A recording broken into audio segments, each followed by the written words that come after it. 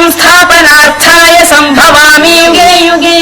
శ్రీ శ్రీ శ్రీ ఆచార్య ప్రబోధానంద యోగీశ్వరుల వారికి, జగద్గురువైన శ్రీకృష్ణ పరమాత్మకి నమస్కరించుకుంటూ త్రైత సిద్ధాంత భగవద్గీతలోని భక్తి యోగము అనే అధ్యాయంలో 12వ శ్లోకం గురించి తెలుసుకుందాం.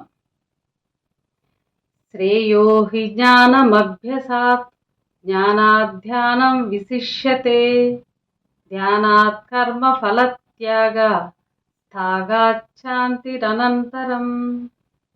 ఈ శ్లోకము బ్రహ్మ కర్మ యోగముల గురించి తెలియచేశారు. భావము: అభ్యాసము కంటే జ్ఞానము మేలు. ధ్యానము జ్ఞానము కంటే గొప్పది. ధ్యానమును మించినది కర్మఫల త్యాగము. మనిషి కట్టి త్యాగముచే శాంతి కలుగును. వివరము: ప్రస్తుత కాలములో చాలామంది జ్ఞానము తెలియకనే అభ్యాసము చేయుటకు మొదలు పెట్టుచున్నారు. ఇప్పుడున్న లోకం తీరు ఎలా ఉందంటే, జ్ఞానము తెలియకనే అభ్యాసము చేయుటకు మొదలు పెట్టుచున్నారు.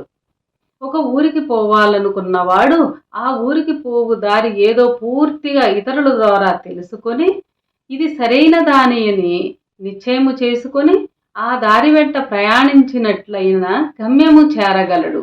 అట్లు కాక దారి తెలియకనే ప్రయాణించుట ముఖ్యమని పోతూ ఊరు వస్తుందనుకుంటే ఏ ఊరు వచ్చును? నీవు చేరవలసిన ఊరు రాకపోవచ్చును.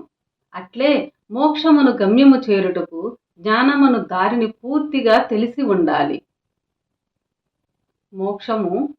మోక్షమును గమ్యము చేరుటకు జ్ఞానమును దారిని పూర్తిగా తెలిసి ఉండాలి. జ్ఞానము తెలియకనే సాధన చేయువారు వృధా ప్రయాసపడినట్లవును. పూర్తి జ్ఞానము చెప్పకనే ఉపదేశమిచ్చు గురువులు, జ్ఞానము తెలుసుకోకనే ఉపదేశము తీసుకొను శిష్యులు, ముఖ్యముగా శ్రేయోహి జ్ఞానమభ్యసాత్ అను విషయము గుర్తుంచుకోవాలి. జ్ఞానము తెలిసిన తర్వాత జ్ఞానము ప్రకారము అభ్యాసము చేయాలి. ఇక్కడ ఏం చెప్తున్నారంటే, జ్ఞానము తెలిసిన తరువాత మాత్రమే జ్ఞానము ప్రకారము అభ్యాసము చేయాలి. అలా అభ్యాసము చేయుట వలన చివరకు సిద్ధి కలుగును. మానవుడికి చివరకు సిద్ధి కలుగును. అటువంటి మనోసాధన చేయలేని ఎడల ఆ అభ్యాసము కంటే కర్మ ఫలత్యాగము శ్రేష్టమైనది. సాధన రూపముగా లేని కర్మయోగము ఆచరించుట వలన మోక్ష సిద్ధి ప్రాప్తించును.